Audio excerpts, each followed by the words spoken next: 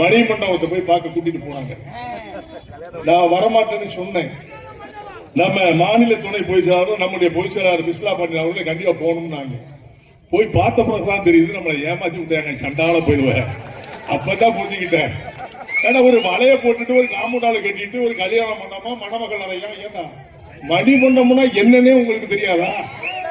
காமராசருக்கு மணிமண்டபம் இருக்குது, காந்திக்கு மணிமண்டபம் இருக்குது, அம்பேத்கருக்கு மணிமண்டபம் இருக்குது.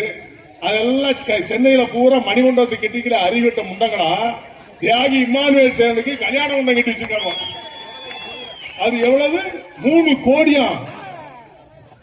தெருக்கோடி செலவு கூட இல்லையா, ஏமாத்திட்டாங்க சண்டாளங்க. இதை பார்த்தோன்னு நம்மால் பூரா கொதிக்கிறான். மணிமண்டபம் கட்டிட்டாரு, என்னத்தான் மயிரை கட்டினான், என்ன கட்டினான்? மக்களை ஏமாற்றி பிழைக்கின்ற கூட்டம். தேவேந்திர குல மக்களை ஏமாற்றுகின்றார்கள். கிட்டத்தட்ட கலைஞர் இருக்க காலத்திலிருந்து கேட்டுக்கிட்டு இருக்கோம் மணிமண்டபம் கட்டி சொல்லி. கலைஞர் செட்டுக்காரன் கட்டிட்டாரு, செத்து போயிட்டாரு. இப்ப இவர் பையன் வந்து கெட்டோம்னு சொல்லி நம்மளை ஏமாத்திட்டாரு. இப்ப இதுதான் உண்மை. 3 கோடி செலவழிச்சு தகுதி இருக்கா? என்ன தகுதியில நீ கட்டி வச்சிருக்கிற? இது மணிமண்டபமா? இதை விட அழகா கல்லறையை கட்டி கொடுத்தா கூட எங்க மக்கள் வருஷந்தோறும் பூஜை பண்ணிட்டு போயிருப்பாங்க.